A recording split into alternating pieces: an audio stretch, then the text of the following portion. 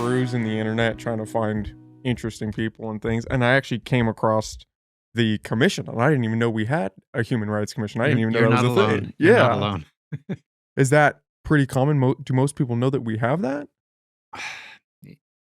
If you're active in the community, especially around subjects like human rights, the answer would be probably yes. But the For the average layman. person, no. So, what exactly are the roles of the commission for people that don't know? What do you guys set up to do? What do you handle? How many of you are there? Okay. Yeah, well, the Board of Supervisors appoints the Human Rights Commission, and we are composed of 15 people, 3 from each of the first 5 supervisorial districts. So each supervisor appoints 3 generally, and we represent all parts of the county. The main purpose, but not the only purpose, is to advise the county on human rights issues that we think that they should be taking a certain direction on. Uh, the history goes back to the 1960s, mid 60s, anti-war period and civil rights period. So that's where the origin came from. The topics that we've covered over the years have varied from minute to really major confrontational issues. So it varies over time. The membership varies over time. We're made up of quite a cross section of people in the community, men, women, uh, older, younger, you name it, we have it. So, pretty good mix of you guys to try to get an accurate representation of the county as a whole. Yeah. Now, keep in mind that the supervisors make the choices as to who is on the excuse me, who's on the commission. Um, but as it turns out, right now we have a really good mix of people. And is that standard for every county? Does every county across the state have one? At one time, I think every county did. A lot of counties have folded their human rights commissions into their human resources departments. We're happy that we're separate because we're not a department of the county, so we can't be hired and fired by the county per se, whereas a human resources department could. So we have a little bit more freedom that way. And I would imagine a little bit more power too, because you don't have that overhead threat of, hey, don't go over here because you might get canned. Well, yeah, I don't think that's a serious problem, but maybe in some counties it was, and therefore they migrated to a different format than we have. I think there are 11 or 12 human rights commissions throughout the state of California now. Oh, wow. Okay. Yeah. And so when we say human rights, how would you define that?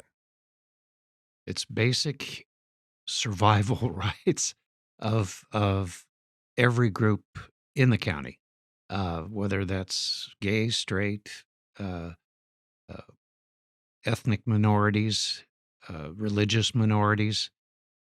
We try to represent all of those people. We've done a lot of work on homeless issues. Um, so it covers just about every vulnerable group in the county that you could think of. Uh, we don't represent them, but we try to make sure that if they need representation, that somebody's listening.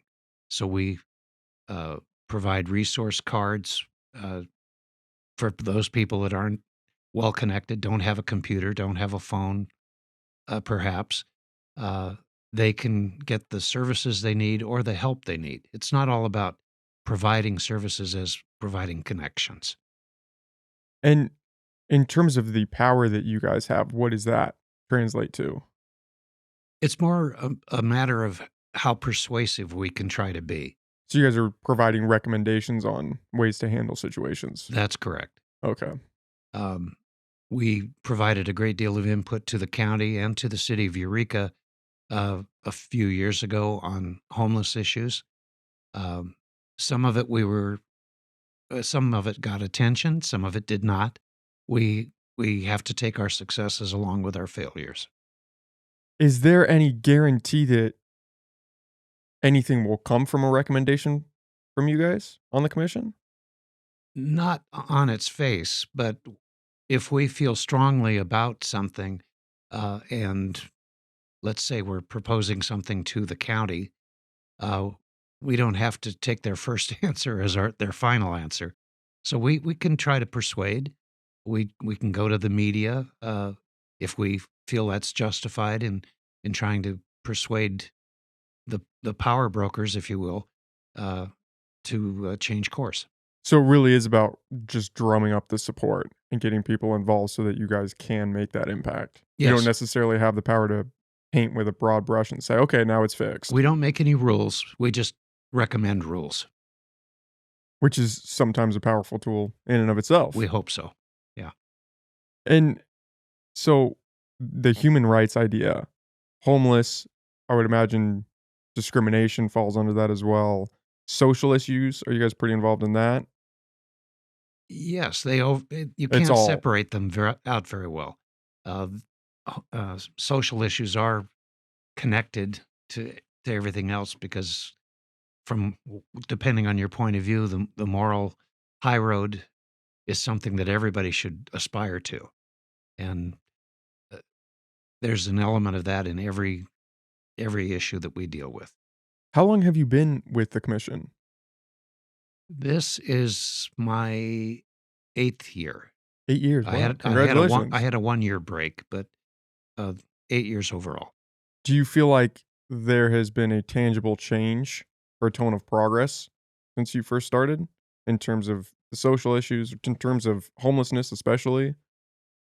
Well, I think everybody knows that the homeless issue is still with us and very strong, but we are believing that there is progress being made in terms of understanding the relationship between homelessness and mental, behavioral health issues. We've made a lot of recommendations in that respect.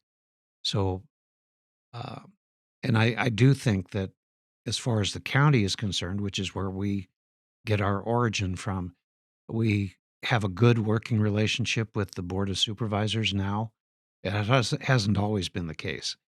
Uh, for the first time in our history, we have a budget. It's a small one, but nevertheless, it's a start, and we think that we have a good working relationship with them. If we try to get their attention, I think they will listen rather than dismiss us. And that hasn't always been the case? Oh, They've been more dismissive in the past? it has had its occasion, yes. Which is kind of interesting because you're all appointed by them, so I would imagine it wouldn't be the relationship wouldn't be too confrontational. Well, you've got to remember that the board of supervisors, unlike the commission, is a political body, and depending on the balance of that particular body, uh, they may be more willing to listen or less likely to listen. Right now, it's pretty good. And then you have that change when new officials get elected in, and you're almost reworking those relationships. Sure, you take them one at a time, uh, and you get to know the people that you're dealing with, and they get to know you. They get to. I think the advantage we have right now uh, in our working relationship is um, we are respected as not being too volatile. Uh, that doesn't mean we're weak. It just means we're not hyperbolic every time we approach the board of supervisors about something. We're respectful. We have a plan. We have ideas that we want them to consider, and that returns us with a good response usually. The idea of being hyperbolic, is that has that been a problem historically for the commission? Like, almost making a mountain out of a molehill or crying wolf in That some sense? that could have been on occasion. I haven't seen that in recent years, but you've got to keep in mind the board of supervisors who we deal with a lot. Uh, they are approached by a lot of people who have strong opinions about a lot of different things. Uh, the way you approach them has a lot to do with how they respond, and I think we're in a good place with them right now. Is it almost playing the political game a little bit where you're kinda not necessarily rubbing elbows, but you have to have that working relationship. You have to understand where you're both coming from. I don't think anybody's going to sacrifice their principles for that relationship. I'd call it more of a human relationship than a political relationship. We know who appointed us, uh, and that's a variety of people. But we try to know how to work with them, how to approach them, and respect their time. And I think that works. I'm sure they appreciate that. I I hope so.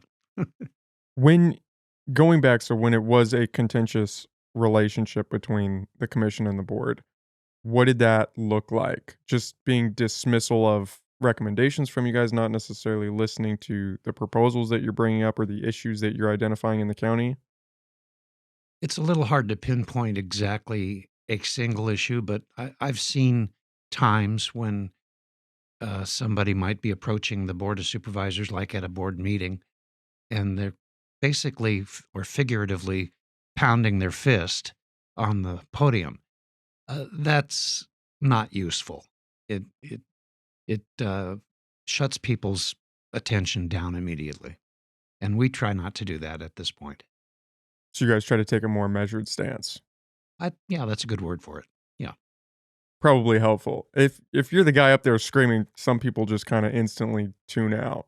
You have to make the information easily digestible for people. Oh, absolutely, absolutely. So going back with the issues and the stance of the county, do you feel like that is trending in a better direction? The issues across the board? Or would you say that the problems may have changed, but the severity of the issues is still there when it comes to human rights? The severity of the issues changes. Uh, I would say that 3 or 4 years ago, uh, a homeless issue was more contentious, more difficult to deal with. The county's gotten a better grip on that right now, but there are new issues that have developed, and we're trying to pay attention to those issues as they change. Right now, there's a very polarized feeling in the community, uh, right or left, whichever way you want to look at it. And our goal is to make sure that everybody can be heard, but that they're speaking with respect and compassion for the people that they don't agree with. Is that half of the battle is just getting that understanding, that foundation of mutual respect there between different members in the community or different groups in the community? I think it's more than half. It's difficult because people sometimes form their opinions before they have all the facts. That's one thing. And some people are are prone to express those feelings very strongly. Uh, and when they're doing that, they're forgetting to listen to the other side. And the other side may not have something that they agree with, but they may have a point that is worth considering. But when you're yelling and screaming at each other, um, nobody's listening, and it's a shutdown, and it's not productive. And it's a challenge when people dig in their heels Oh, because then how do you make progress? sure. Once you devolve into that screaming match, all bets are off. Nobody's changing their minds. Nobody's opening themselves up to new information. You become solidified in your stance. And this is what it is now. Oh, that's absolutely true, and it's unfortunate because in a small community like we live in, this county, um, we ought to be able to work out most issues, no matter what your political background might be. Uh, we ought to be able to work those problems out thoughtfully and compassionately with an understanding that, yes, there, like it or not, there's two sides to every story, sometimes three. You never know. And that's where we come in. We get uh, difficult chatter at times directed to us for even listening to other groups. opposing groups, let's put it that way. And, is that fair to us? I don't think it is. I think that we're trying to be even-handed, and we're trying to, let both sides express themselves, but we ultimately wanna make sure that nobody is expressing themselves at the expense of somebody else. Difficult chatter in the sense that people don't want you exploring a problem that was brought to your attention, or in terms of what? Sometimes that's the case. I can't think of a really good example right now, but, um,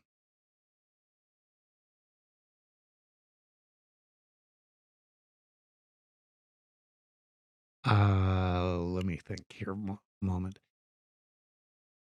If there is an issue that is, uh, percolating at the top right now in the community, and just because we might have an open mind to listening to both sides of the issue, uh, that doesn't mean we're taking sides in that issue, except our ultimate goal is to make sure that no matter what you think, uh, you have a right to express it.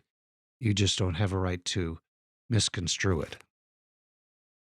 If somebody has an issue or experiences some form of prejudice, or maybe like an act of hate speech or something, is there they go to you? Do they file a complaint, or do they make a motion? How does that work? How does it get on your guys' radar? It's a combination of all of that.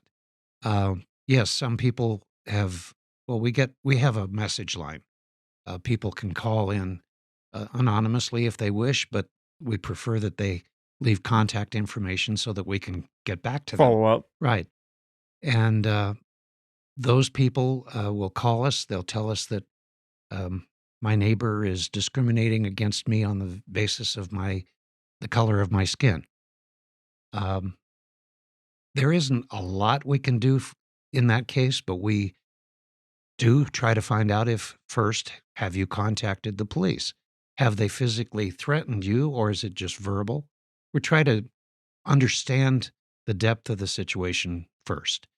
Then we try to make recommendations to them as to how they should proceed. Uh, some people approach us as representatives of groups that are active in the community. Uh, that could be a homeless group. It could be a political group. It it could be a religious minority. Any of those things.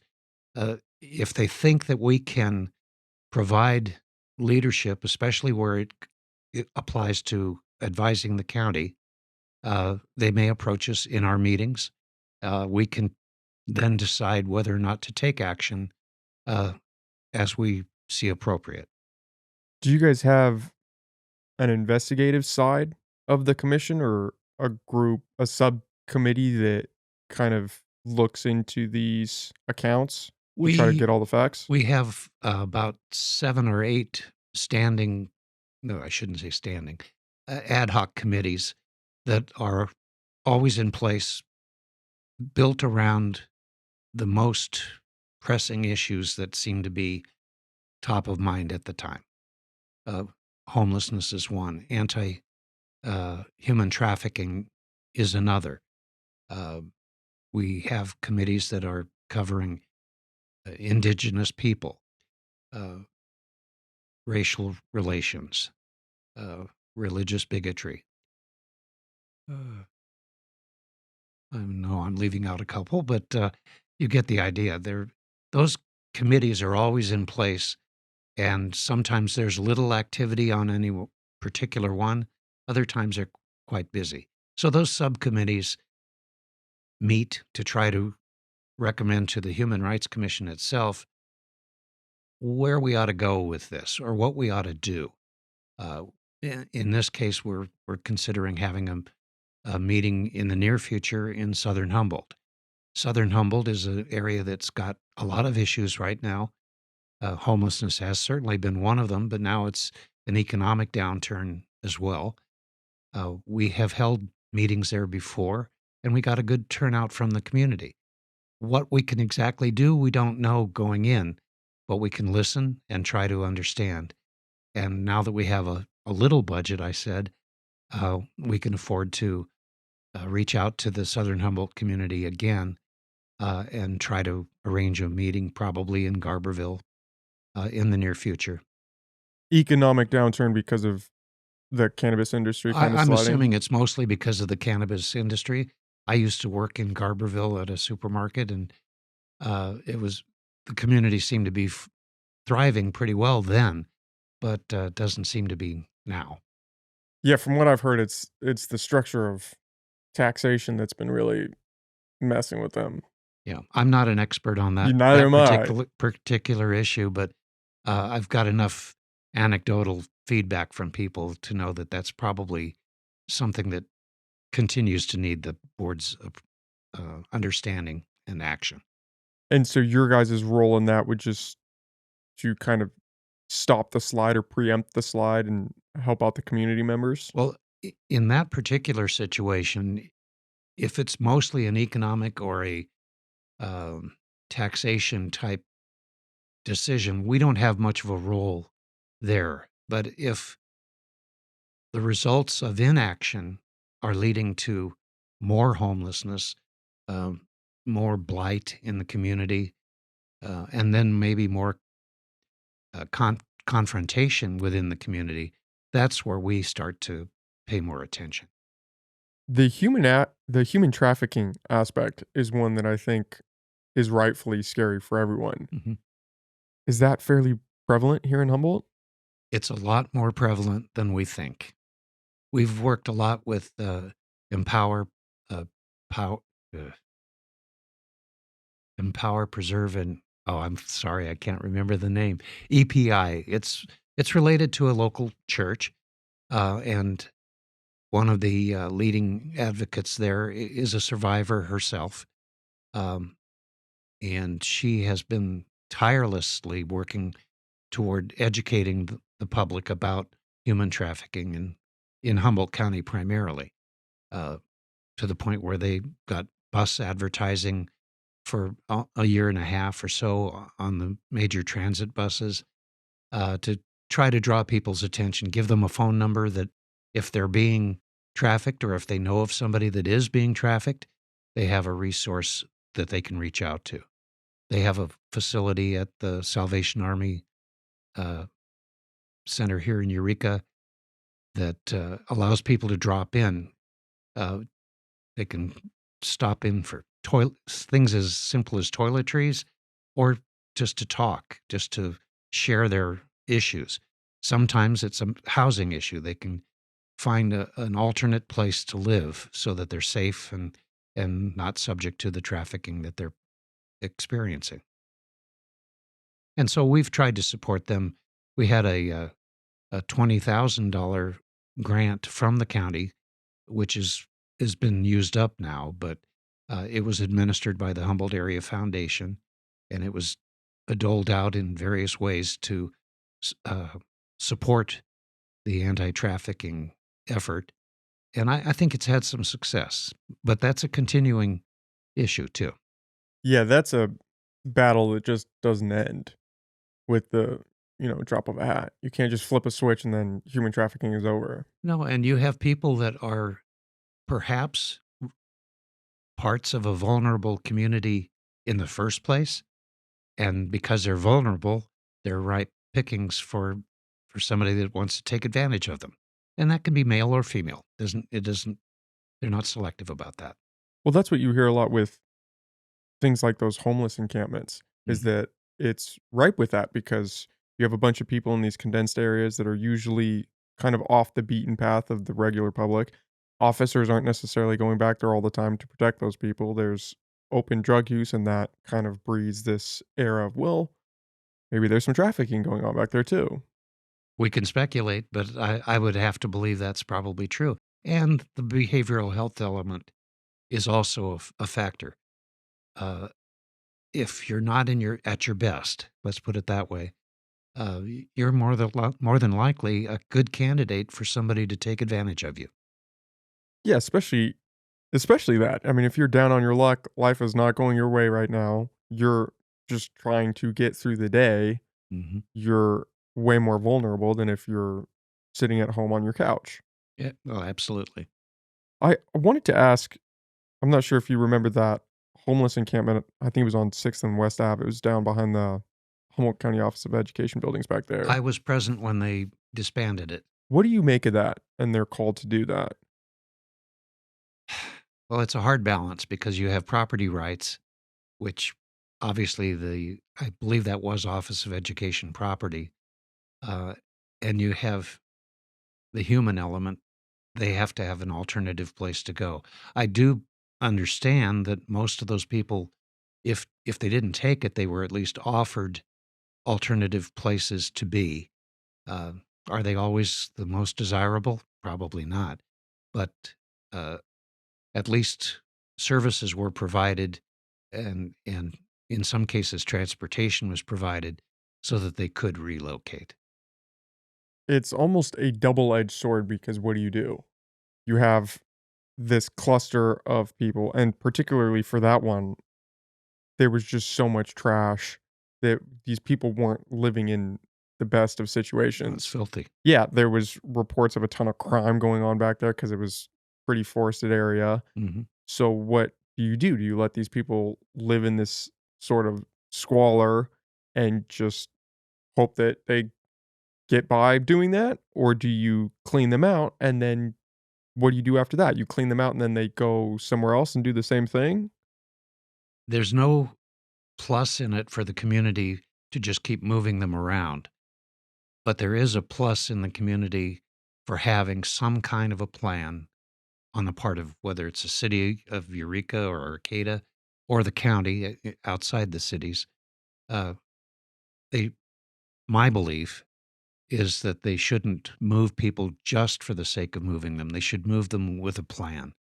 Uh, uh, may that plan always be adequate? Perhaps not, but um, just to roust people up doesn't seem to me to solve anything. Well, it doesn't solve anything, No, right? You're no. just restarting the program Yeah, because somewhere somewhere else. you move them out of this area, you clean it up, you pack all the trash out, you try to get these people help, and then they move to another spot and the cycle repeats. And then you go in there and you clean it up and you move everybody out and then it just we're playing this cat and mouse game of, Mhm. well, we'll do this today, wait a couple months, and then we'll go back in and do it again. Yeah, and it's kind of coupled to the housing issues in the county as well. There's a lot of apartment building going on right now. We see it throughout town. You can't be absolutely sure that that housing is going to be something that a homeless person is going to take advantage of for a variety of reasons. It could be mental health, it could be addictions, it could be lack of trust for organized communities. It could be a lot of different things. So it's going to take a lot more than just building new apartments, even if they're low cost apartments. It's going to take a lot more than that to solve the problem. It may help, and I'm sure it will, because if you have affordable housing, uh, that's going to reach some of those people that are right on the edge right now. Do you yourself have an idea of what a better plan would look like in this cycle that we're on? Like post, so say you do go in and move them out. Do you have an idea of what a beneficial next step would be for just letting them repeat the process? Well, personally, I don't have one to bring up right now, but I think I'll go back to the point that any plan that involves moving people or trying to get them out of where they are needs to be accompanied by a well thought out set of alternatives. Without that, none of the rest matters. Well, and one of my big problems with I think government in general is just the lack of a desire to turn the ship when we hit an iceberg. You know this is a problem. You know what we're currently doing isn't necessarily working. So maybe we should pivot and start a new process and see, okay, let's try this other way out and see if this works. And at least from my layman's perspective, it seems like a lot of problems that we face, we just keep running into the same wall. and then hoping somehow magically that we're gonna break through it. Government is by nature a bureaucracy, and there's always money involved, whether that's state money or federal money or local money. And there are usually stipulations on how that money can be spent. And when it's accepted by the county or a city, um, it's understood that you're going to have to play within this particular set of rules. Uh, it makes it hard when you're a bureaucrat or a politician, depending on which choice of words you want to use. It's hard to pivot and turn that ship around and say, you know what, this just isn't working anymore.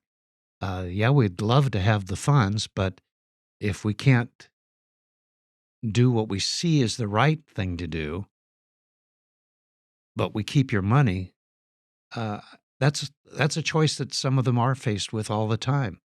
Uh, the commission isn't faced with that choice. We can say, look, this just isn't working, and you need to consider an alternative way to go. Uh, and like I said before, sometimes the message gets delivered, and sometimes it doesn't. And sometimes it just falls on deaf ears, Well, which is that's the doesn't. problematic in and of Yes, itself, right? yes.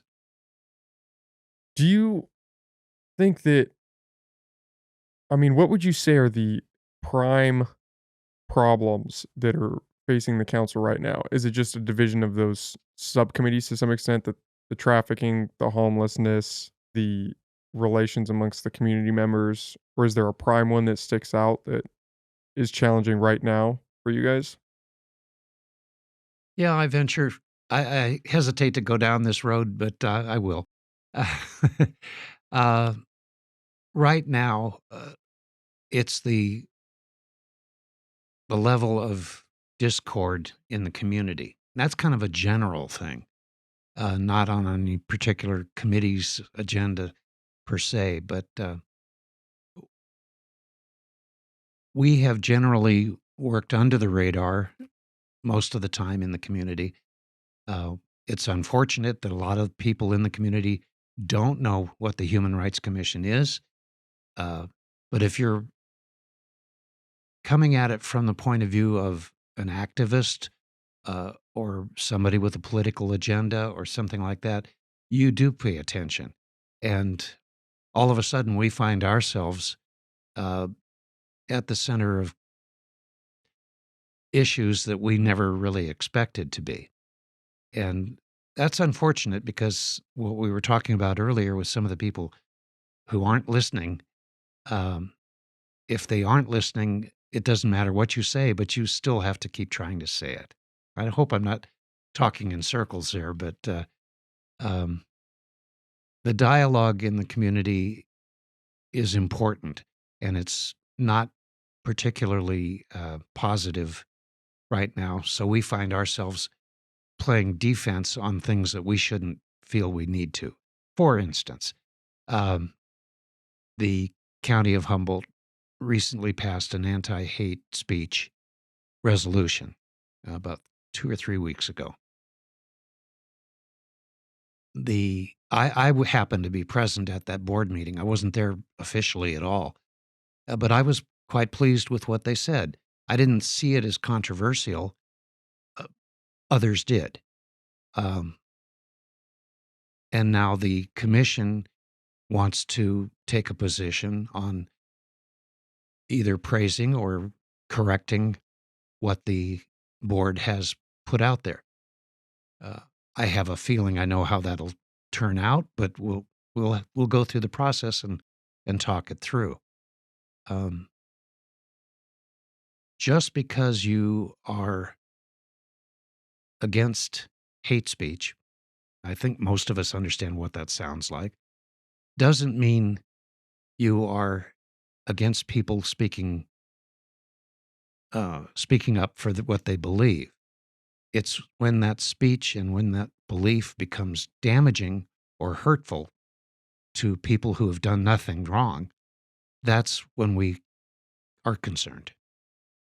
The resolution against hate speech, that was in reference to the Lost Coast populist, uh, their little setup where they had those anonymous kind of posts sent to the board, correct? Yeah, and I wanna make it really clear, when I personally spoke, I didn't I really didn't care about how they got to the point where they created the hate speech resolution. To me, a lot of that was just noise. I was commending the board of supervisors for the basis of what was in the resolution. It wasn't talking about anonymous sources or anything like that. It was talking about the discourse in the community. That is what I've supported. I still favor it. But it wasn't because you could get into the weeds on how they might have become aware. I think the board of supervisors was aware that something was in order from them long before that particular kerfuffle took place.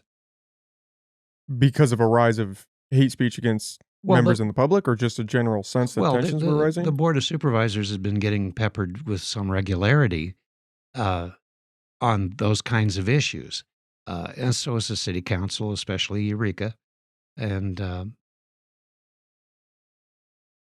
so they're aw- they're aware that these problems exist, and I think the uh, the issue that you were mentioning just happened to push them over the finish line to finish up the resolution. I think they probably would have done one anyway. Regardless of getting that. It I, was I, just the I straw really, that broke the camel's I back. think that's exactly right. The idea of kind of casting out hate speech, but not disallowing people's right to speak their mind in some sense, is that a difficult line for you guys to walk? Sometimes, yes, because we try our very best not to be political, not to be drawn in on one side or the other, but to be as even-handed as we can. Um, so yeah, it is difficult, and it is not always understood. And maybe an opportunity like today is a chance for me to clarify why we do what we do and when we do it or don't do it.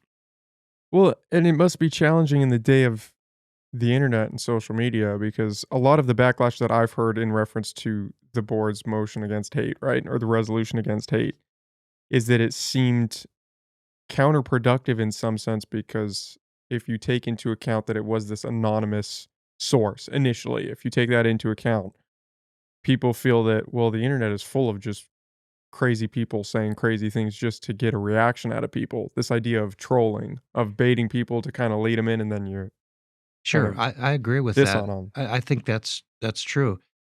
But again, going back to what was in the resolution, I think as a standalone document, there I don't think there should have been anything that anybody should have been concerned about, except to acknowledge that hate speech exists, generally speaking, and that it's not something that we should condone. Do you think that the message of that was kind of clouded by, again, that source? That it would have been more powerful had the board just come out and said that prior to that incident or on a more solid incident of something actually happening in the community with people that you could identify and point to and say, "Hey, this thing actually happened." Almost like a stronger foundation, or does it not Well, I matter in think your that mind? the uh, the reaction to the resolution would have had a lot less steam had it happened independently. Because how would you attack it if you could Yeah, point to an instance and say, "This is why we did that"? right. I think that's true. And you guys got a lot of backlash for that, or you're just witnessing the backlash come at the board? We're witnessing and we're getting involvement in our meetings that indicates to me that this issue this issue and others isn't going away anytime soon. Well, I think the issue of hate speech, and especially as it relates to the LGBT community is a very prominent topic, not just locally, but nationally Isn't for that a whatever reason. coincidence, It's isn't it? insane. You know, it is, no surprise that it's a national issue. Um, yeah, oh, I guess we're gonna go there. Um, the whole issue of drag shows, drag performances, I happen to be a gay man. I, went to my first what I thought was going to be my first, drag show at College of the Redwoods a few weeks ago. It wasn't really a drag show in the traditional sense that I pictured, um, but it was well attended. Uh, I came away from it wondering, "What the heck is this all about? What, uh, have there ever been examples where something inappropriate was done, perhaps with children around? I'm sure that's probably true, but as a general rule, is it that big of an issue? I I didn't see that it was, um, and I saw some people there that were not happy with it. I don't think they saw the show though, so it was pretty benign as far as I could tell. Um, uh, and there's a whole rash of issues that are related to the LGBTQIA plus uh, topic. Um, we don't necessarily stake out a position on that in general, but we try to make sure that if somebody is uh, one of those members of that community that is vulnerable, that they know that they have a voice or a place where they can voice their opinions or their fears, and we're willing to listen to them. And if action is warranted, we'll recommend that action. What do you make of the backlash against all age drag shows?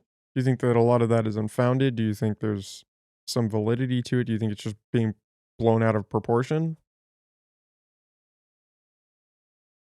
I don't claim to be an expert on the subject, but from everything I've seen locally, and then I understand is going on nationally, it's a concerted effort, I believe. Uh, it's not um, spontaneous as far as I can tell. Um, I think that there are responsible performances that can be had, and probably irresponsible performances that can be had. Uh, I have, well, at that performance that I went to, it was a stage production. It wasn't a nightclub type production at all. Were there kids there? Yes, there were. Uh, was there anything lewd or lascivious that I could see? No, there wasn't. Uh, the children that were there, as far as I could tell, were there with their parental uh, their parents. Um, in general, I think everybody has to be more responsible. Uh, the queer community is uh, apparently moving forward with having other drag type shows. That's their right. What And so I don't know if that's done to antagonize the people that are antagonizing them. I don't know which came first, the chicken or the egg. Um, I don't know what else to say to that, except I think that it is uh, it's not as big an issue as it's being portrayed. That's a short way to answer my long answer. When you say concerted effort, do you mean that in terms of people trying to decouple the drag shows from the all age drag shows, or just attack drag shows in general, or attack the queer movement more so as a whole?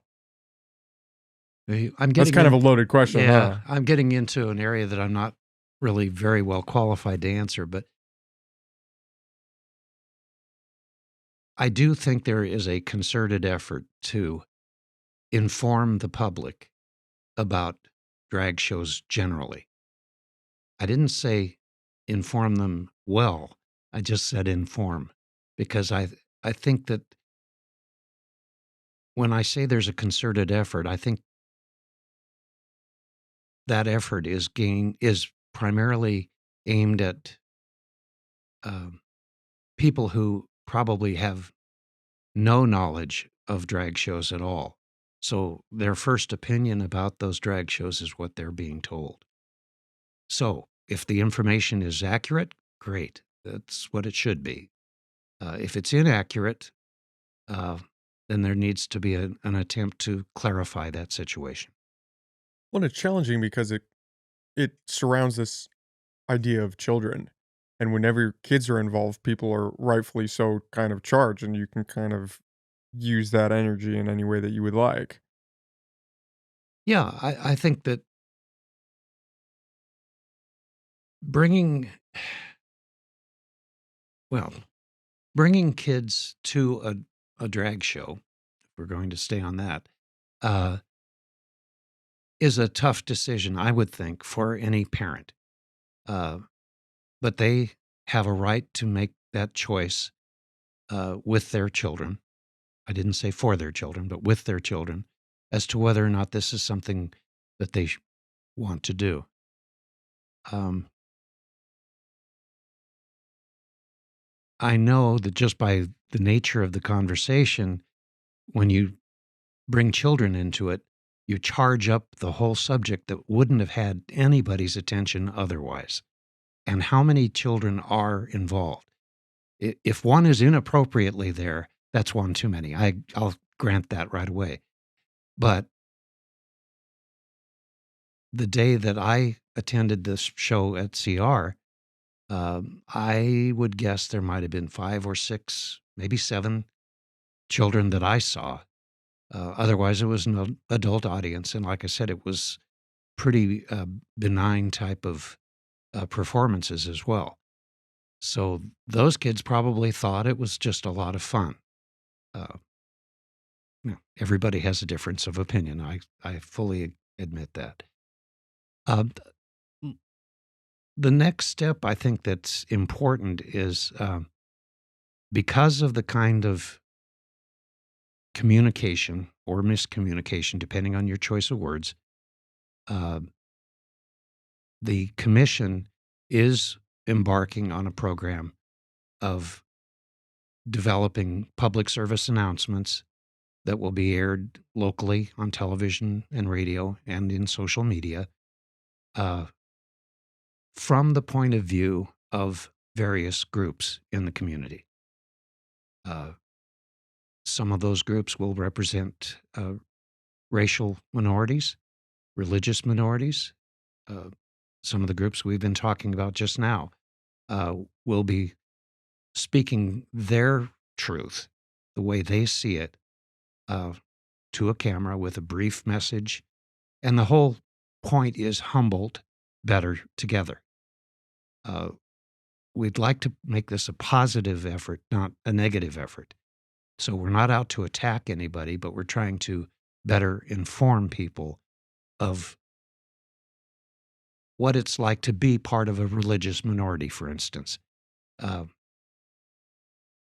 it doesn't matter what somebody tells you they believe or uh, what their history is. It's better if you hear it from the people themselves, and that's what we're trying to do. We're in the process of developing this now, and it'll be airing probably in 1st of July.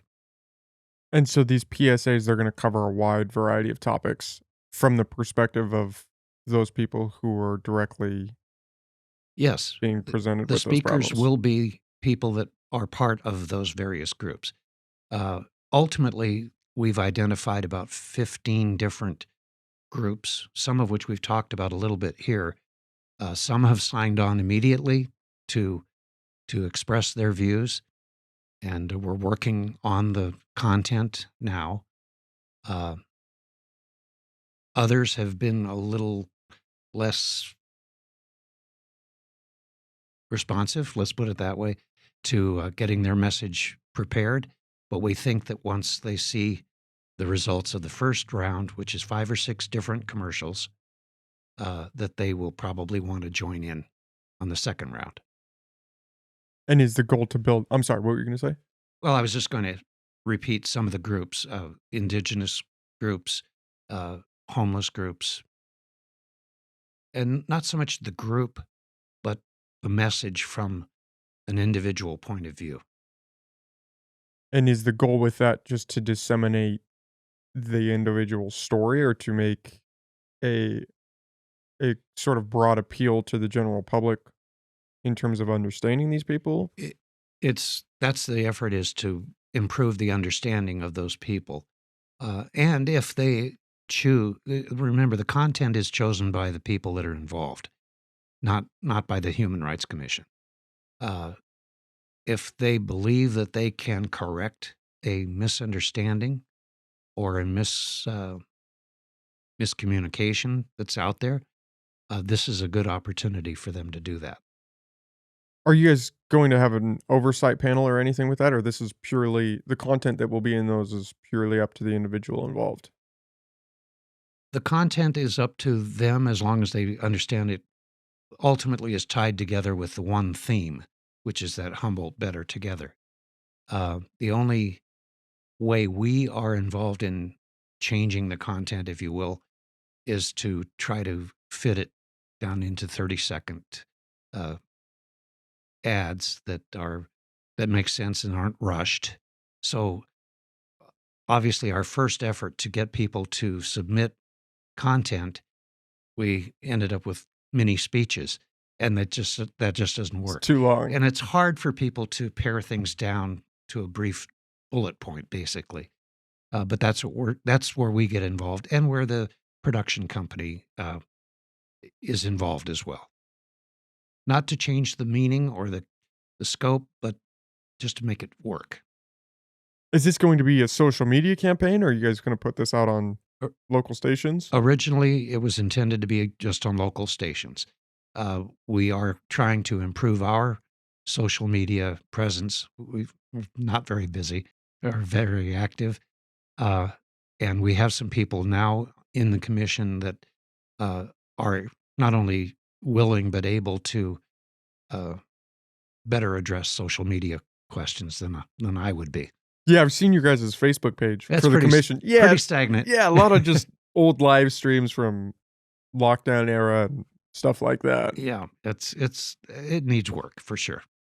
And so the idea behind this was just to kind of almost rally the community in in understanding, bring everybody together.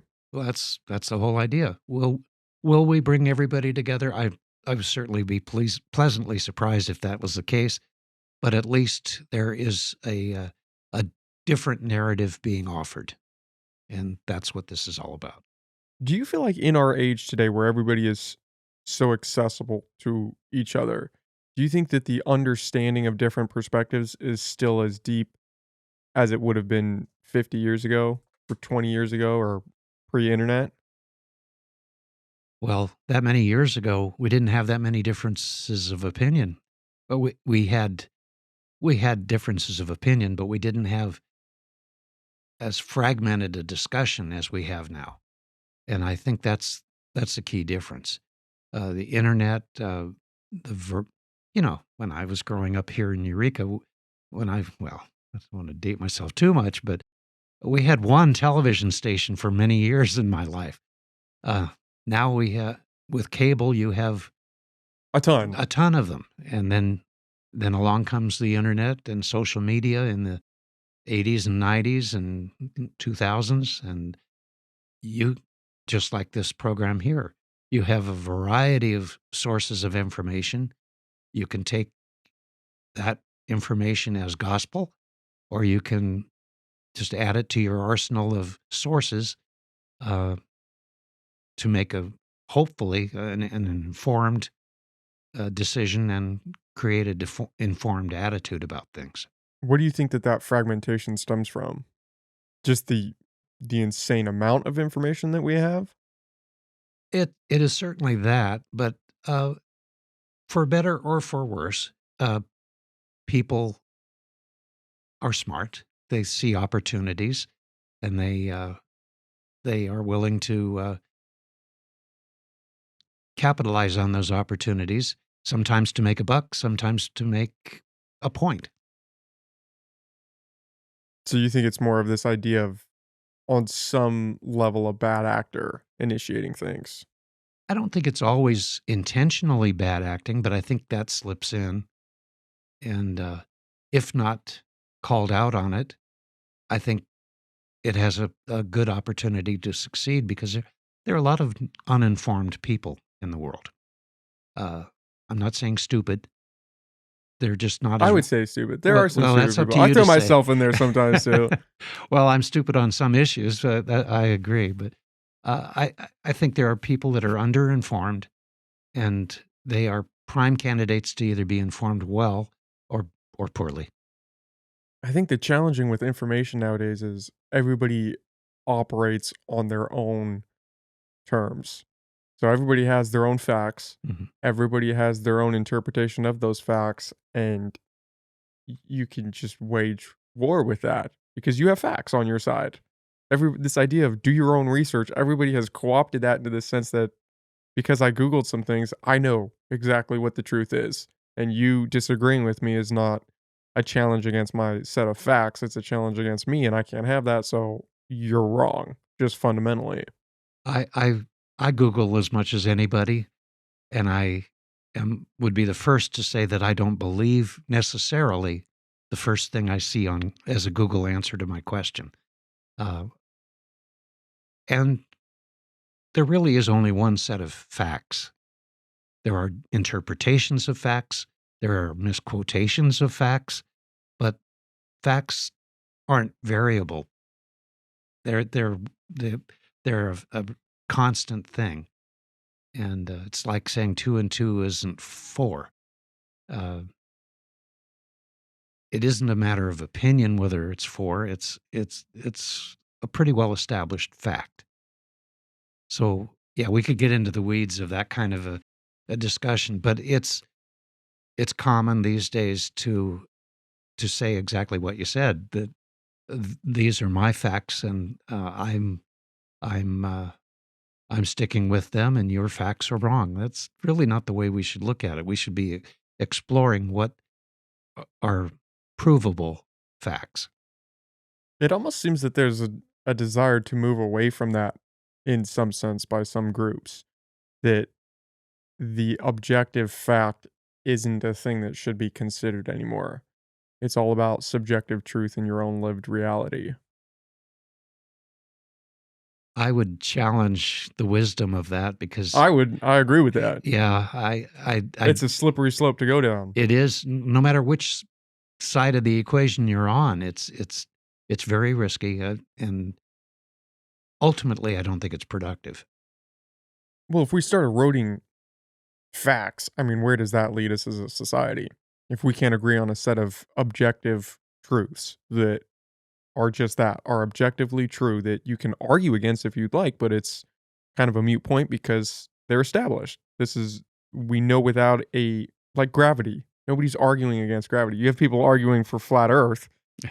which you could throw that out there as an objective truth that it's not, but you have people arguing it. But things like that, if that extrapolated out into society as a whole, where do we go? We just evolve into chaos. We can't, how do we have an open discussion if we can't have this foundation of truth that underlies it all? No, I agree. We have 50 states in the United States of America, plus some territories. There might be a state or two that wishes they weren't part of the United States, but they are. That is a fact. And I wish we could expand that acceptance of fact to a wider range of subjects. But when you get into, well, back to where we started, social issues, uh, or issues that affect vulnerable people, um, it's more challenging to get consensus on that. And I would imagine it's more challenging for the commission to step into some of those issues in terms of if you have people utilizing free speech to protest things and those things are marginalized groups, where is the line between, again, using your free speech to protest versus it becoming an act of almost hate speech in some sense?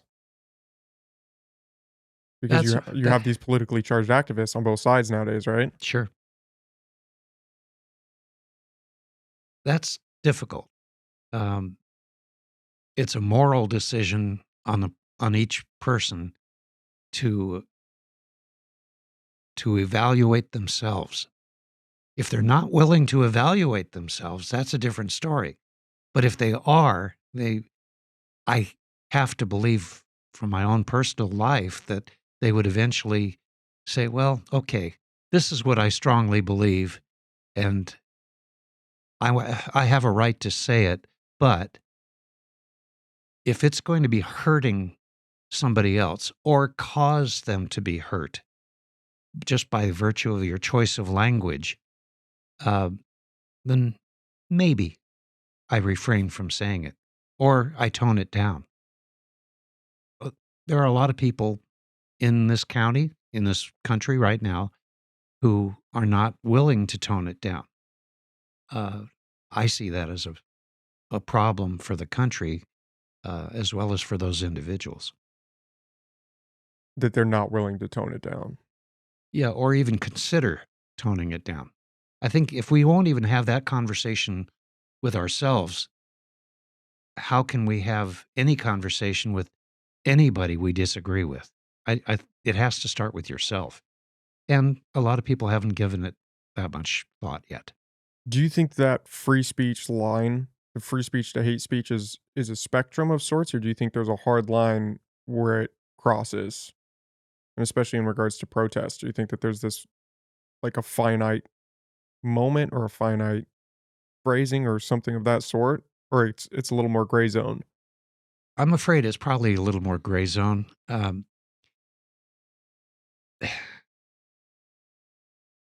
The the the point at which it is in my opinion, I'm not an expert on this, but in my opinion, when it becomes hate speech is when you have suddenly caused a situation to exist that could have been avoided, and that could be saying something that seems to advocate to harm somebody because they are whatever they are. Uh, and exactly where that line is, I couldn't really say. I'm not going to be the arbiter of that, but I think in general we have norms in society that tell us, okay, this is going a little too far, and exactly where that is on that spectrum, I couldn't say for sure, but I think we all kind of know it when we're there, and I've seen literature distributed in the community that was definitely hateful, and if you took it at face value, you would have definitely seen it as a violent threat. And there's no question in my mind that that is hate speech, whether it's printed or whether it's vocalized. Is it challenging in the sense that when it's open to interpretation like that, it opens up this whole other world? Because one person's interpretation of hate speech, if we're interpreting it not necessarily at face value, but more of a feeling you get from it or the ability for it to lead somewhere further down the road.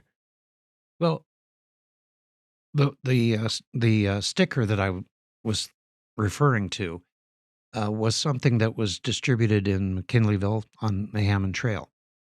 It was attached to some benches uh, along the trail, and it was anti-trans literature. There probably could have been something printed and put up, but a lot less interesting, that didn't portray a baby with a hammer to its head. And that was anti-trans? Was there Anti-trans, implying they should be dead. a baby? A baby. Was there I don't understand the connection of a baby with its head bashed Oh, into excuse trans. me. I shouldn't have said baby. Young child. A young trans child. Yes, correct. Okay, okay, Correct. because I I'm was trying to sorry. figure out how the baby I was like, "Whoa, first No, off, no. Yeah. baby with its head bashed in is bad enough, but how does that jump to No, trans?" I apologize. That Okay. was not correctly worded. Um, Without that hammer, I think you could have argued that that was free speech. Still could have been in bad taste, but not harmful. But the hammer, it adds that element of either advocating that that be done, or to some person that's not uh, playing with the with all of society's morals, uh, they might see that as a green light to take some other action similar. That's poorly phrased, but No, but I completely understand the sentiment. It's definitely a messed up sticker. I mean, if we're on I mean, yeah, that's problematic. But if we're on the idea of trans, the counter to that would be there are people who say dead naming is an act of hate speech. dead naming. Oh, dead naming is so if a person transitions and they adopt a new name or they come out with this Oh, new name, okay. referring to them as the name that they had before transition. And the point, I'm missing the point. They would refer to that act as hate speech. So if I so say I transition and I transition to a girl and I'm now Sally, if you refer to me as Nick, that's an act of hate speech. See, it gets a little dicey, right? Because now we start going down this Yeah, rabbit hole of interpretation and yeah. feelings. It's interesting. You should even bring that up because last night at our Human Rights Commission meeting, we had a presentation on pronouns, and most of the commissioners are 50 and up, so we're not as well. A little bit of an education lesson. Yes, yes, it was, and for some of the commissioners, it was old hat. They knew exactly how to handle it because in their own lives they might be living that and don't accept the traditional pronouns that you would think would apply to each of us. Um, so it was an education, absolutely, and I hadn't heard that particular term before, so that's was new to me. Well, the pronouns is right up that alley. They would say that if you don't refer to a person with their preferred pronouns, that is also an act of hate speech because you're not identifying this person fully or how they choose to be identified. Yeah, that sounds like a stretch to me, but I would think. yeah, but we did discuss sort of related. What if you accidentally refer to a she as a he for whatever reason? Uh, is that hate speech or is that just something where when you are made aware of it, you realize, oh, I'm sorry. You say you're sorry and move on. It doesn't have to be hate speech, I don't think. Did the board have a did you guys come to a final stance last night on the pronoun No, topic? this was proposed. It wasn't a proposal. It was a presentation by a student here in the area that has done a lot of uh, uh, PowerPoint presentations about pronouns, and so we wanted to learn more about it. A number of us adopted. We have name cards uh, on the desk, and we adopted the appropriate pronouns for ourselves, and it varies. It's all over the map as far as how people did it. Some people chose not to choose any pronouns at all. There's no right or wrong to it. It's just what you feel best represents you and is most respectful to those people that you're dealing with. What do you think that stems from? The, The the pronouns? yeah, the emergence of things in that realm. The idea of these signifiers that you need people to acknowledge and to have expressed. Not necessarily as a moral argument of are they good or bad, but just in general, like because 50 years ago nobody cared about pronouns. And he's like, "Oh, what are your pronouns?" And then flash to today, and it's this huge it's a culture war issue, it's this giant movement, it's all of these things that seemingly has come out of nowhere. Yeah, I would agree with that assessment. It's, of course, new to me. I'm still learning about it. I think it probably goes back to what we were talking about earlier with you either had one channel of television or you have 50, or you have multiple news sources and multiple social media sources. I have a niece that doesn't identify um, either either way. I don't know exactly know what pronoun she uses for herself, but uh, if it weren't for the multitude of communication options available and the fact that she can communicate with somebody else that uh, is going through the same thing in their life and realize that they're not alone, there's actually more than one of me. Um, I think the opportunity is there for more people to express themselves than ever existed before. Is that complicated? You bet it is. But is it their right to identify themselves? I certainly think so. Uh, I wouldn't want to be living their life because it has to be difficult. But if they can find a way to make themselves happier by living what they consider to be their truth, um, I think that's healthy. It's healthier than considering ending it all, which many have. Yeah, I mean, that's a whole other can of worms, going down that rabbit hole. What I've thought about, because I find it like interesting just as a case study of where we are in society. Do you think, and my interpretation has been that I wonder if some of this has stemmed from, I don't exactly know how to phrase it, almost a rising comfort level as a medium across society, that things today in society for most people are okay. You could imagine. Most of us, I mean, people aren't being sold into slavery in this country. We don't have insane plagues that are running through the streets. People aren't, most of the time, dying and just dropping dead and rotting in the streets. I mean, most people have access to clean water, at least in this country. Obviously, other countries are radically different, but here, everything is, for the most part, at least baseline okay-ish. Better than it ever has been in human history, I would argue. And so, with that, there's almost an inclination in people to fight for some just cause, and we're almost extrapolating out the line of what a just cause is. Because we have real issues like trafficking, which is a huge issue, but we also have pronouns, which you could argue, I would argue, is not necessarily the same issue, but there are people that would argue it's just as important, and the dead naming and these things that categorically might not stand up to others, in my mind, are now on par with them and others. I think that's the only part I would disagree with.